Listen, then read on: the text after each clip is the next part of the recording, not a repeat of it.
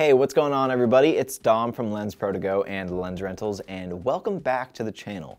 In this week's video, I'm putting these two cameras head to head, the Canon EOS C70 and the Blackmagic Pocket Cinema Camera 6K Pro, or for the rest of this video, probably just the 6K Pro. I'm going to go category by category, putting the spotlight on each one of these cameras to see how they stack up. And I have a feeling that we're going to find out that each one of these cameras has their own unique strengths and weaknesses. So let's dive in.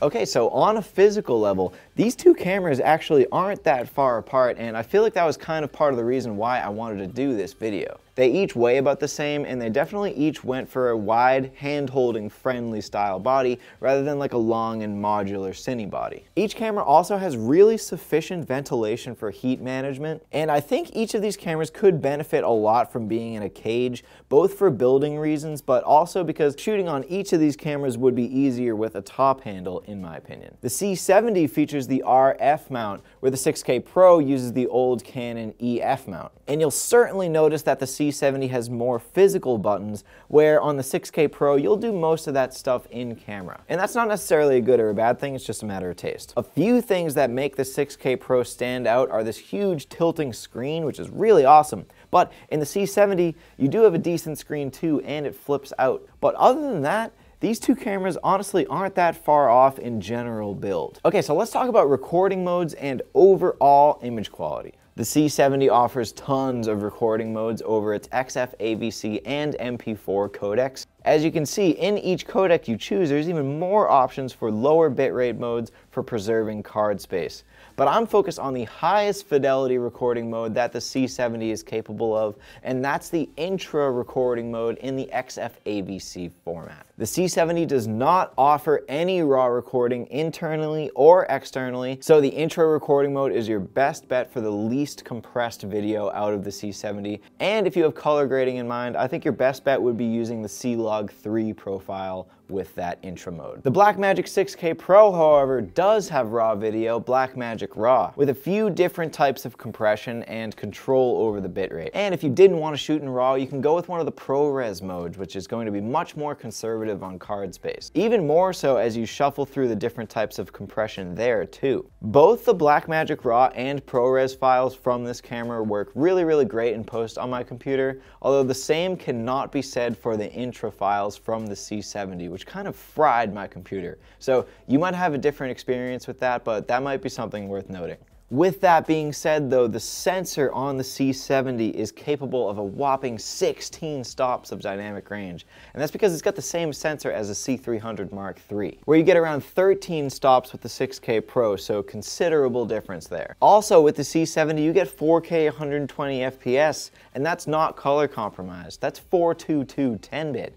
And that's a really big deal if you have slow-mo in mind for each of these cameras, because the slow-mo options in the 6K Pro aren't very good. It does do 120 frames per second, but only in 1080. Okay, so let's quickly talk about the media that each of these cameras takes, and then I want to talk about how each of these cameras would do in a filmmaking setting and a documentary setting. The EOS C70 has two SD card slots for two SD cards, with plenty of different ways to use those dual slots, including a proxy mode where it can record proxy files to the B card. Also, the highest bitrate that you can shoot on in the C70 is 410 megabits per second, and that's in the intra mode. So you'll definitely want a pretty fast card for that in order to prevent it from stopping recording to buffer. The Blackmagic 6K Pro also has dual media slots, except one is CFast 2.0 and the other is SD. And it can actually record RAW to the SD card as long as it's fast enough, which is great because CFast 2.0 media is pretty expensive. So how would each of these cameras do in a locked down filmmaking setting? Well, with the C70 you do get an absolutely amazing image, but not one with a lot of room for color grading in post. And the RF mount sort of limits you in the world of glass because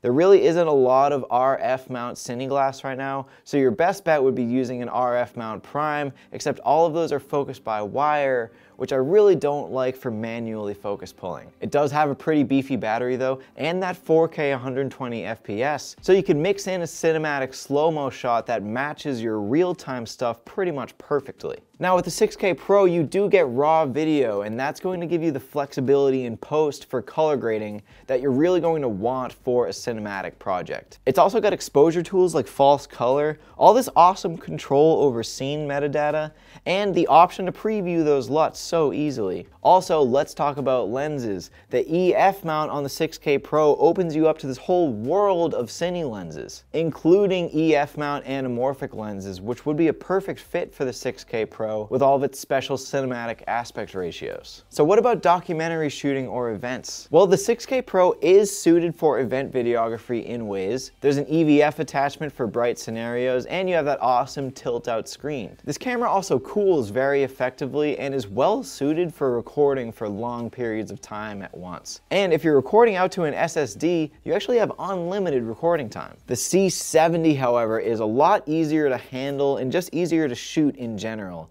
And I have a feeling that I would be a lot more comfortable with the C70 in an unpredictable documentary scenario. It's also got a bulkier battery, which I think is absolutely essential for events, but here's one of the biggest differences between these two cameras.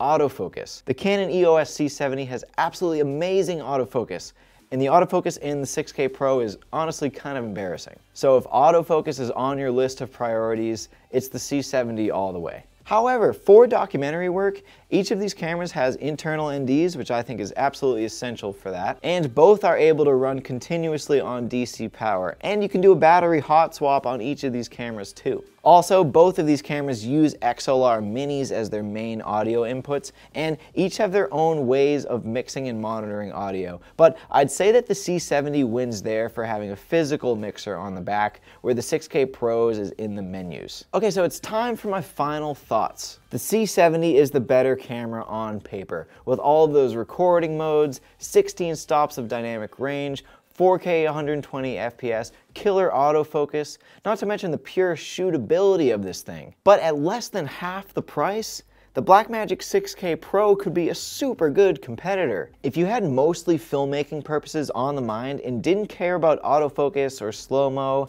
and just wanted a great looking image with control over that image, I would say this is the better option. And then you can go out and buy a cine lens with the $3,000 you just saved.